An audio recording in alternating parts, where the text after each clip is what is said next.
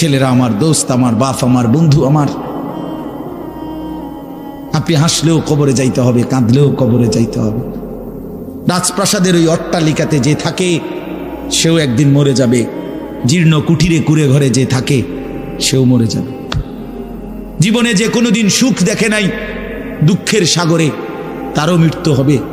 জীবনে যে কোনোদিন দুঃখ দেখে নাই সুখের সাগরে ভাসছিল, তারও মৃত্যু হবে, সেও মরে যাবে।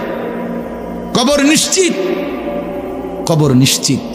অমি ওয়ারাইহিম বারযাখুন ইলা ইয়াউমি ইউবআসুন। আল্লাহ তাআলা মৃত ব্যক্তিকে বলবে, বান্দা, কোরআন শরীফের আয়াত, এখন থেকে নিয়ে ইসরাফিলের ফুঁতে হাসরের ময়দানে উঠানো পর্যন্ত বারজাখ মানে কবরের জীবনে পড়ে থাকো। ভেবে দেখেন, ভেবে দেখেন, শুধু 1 মিনিট। আমিও ভাবি, আপনিও ভাবেন। হাদিসের মধ্যে আছে, মা বাইনান নাফখাতাইন 40।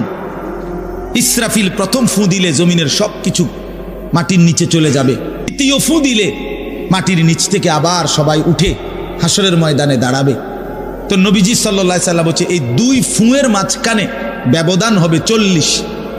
তো মুহাদ্দিসিনে কেরাম, ওলামায়ে কেরাম বলেন, কেউ কেউ এই 2 ফুঁয়ের মাঝখানে ব্যবধান হতে পারে 40,000 বছর।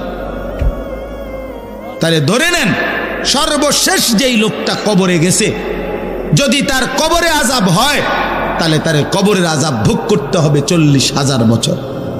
এবার বলেন তো, এখন যারা মরতেছে, এবার বলেন তো রাসূলুল্লাহ সাল্লাল্লাহু আলাইহি সাল্লামের জমানায় যারা মারা গেছে, এবার আরো পিছনে যান, ইব্রাহিম আলাইহিস সালামের জমানায় যারা মারা গেছে, এবার আরো পিছনে যান, নূহ আলাইহিস সালামের জমানায় যেই অবিশ্বাসী বেঈমানগুলো মারা গেছে, তারা আজকে কত বছর যাবত কবরে আযাব ভোগ করতেছে। বুঝছেননি আমার কথাটা? হ্যাঁ, কোরআন শরীফে আছে, ওমান আ'রাযা আন যিকরি ফাইন্না লাহু মাঈশাতান যানকা ওয়া নাহশুরুহু ইয়াওমাল কিয়ামাতি আ'মা। আল্লাহ বলেন, আমার স্মরণ থেকে যে মুখ ফিরায় নিল, আমার বন্দিগি, আমার ইবাদত, আমার হুকুম পালন, আমি তার জীবন করে দেব সংকীর্ণ এবং তার হাসরের ময়দানে উঠাবো অন্ধ। এই জীবন সংকীর্ণ করার একাধিক তাফসির, এর মধ্যে একটা তাফসির হলো এইটা যে আল্লাহ জীবন সংকীর্ণ করে দিবে, মানে তার কবরের মধ্যে তার কবরটাকে একেবারে সংকীর্ণ করে দিবে। আল্লাহ রসুল বলছে, নাফরমানের কবর রাইখা যখন ফেরেশতা চলে যাবে, কবর ডান পাশের মাটি তারে একটা চাপ দিবে বাম দিকে, বাম দিকের মাটি এক ডান দিকে। আল্লাহর কসম, ডান পাশের হাড্ডি পাঁজর ভাঙ্গা ডান দিকে বাম দিকে চলে যাবে, বাম দিকের হাড্ডি পাঁজর ভাঙ্গা।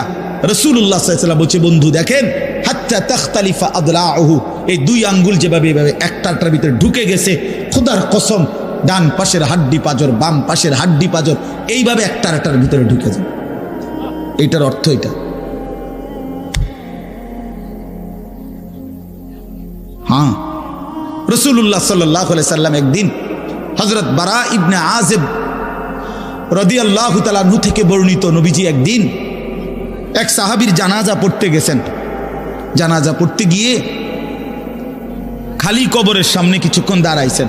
তখনও ওনারে কবরে রাখে নাই, জানাজাও পড়ায় নাই। নবীজি আগে গিয়া কবরটার সামনে দাঁড়াইছে। হযরত বারা ইবনে আযিব বলেন, আমরা নবীজির সাথে ছিলাম। আল্লাহ নবী সাল্লাল্লাহু আলাইহি সাল্লাম কবরের খালি এই কবর দেখা অঝরে কাঁদতে শুরু করছে। আমরা সবাই সাহাবীরা নবীজির সাথে কাঁদতে শুরু করলাম। অনেকক্ষণ কাইদা নবীজি চোখের পানি মুইছা আজীব কথা বলছে নবী। রাসূলুল্লাহ সাল্লাল্লাহু আলাইহি সাল্লাম সাহাবীদেরকে লক্ষ্য করে বলছে, ইয়া ইখওয়ানি লিমিসলি হাদা ফাআইদ্দু, আমার বন্ধুরা, আমার সাথীরা, এই কবরে যাওয়ার জন্য তোমরাও রেডি হও।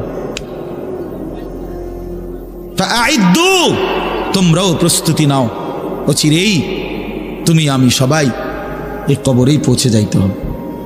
রাসূলুল্লাহ সাল্লাল্লাহু আলাইহি সাল্লাম বলছেন, প্রিয় বন্ধু আমার, জওয়ান সাথী আমার, সামান্য এই কয়েকটি জওয়ানি নষ্ট না করা, নষ্ট না করা, কোনোভাবেই নষ্ট না করা।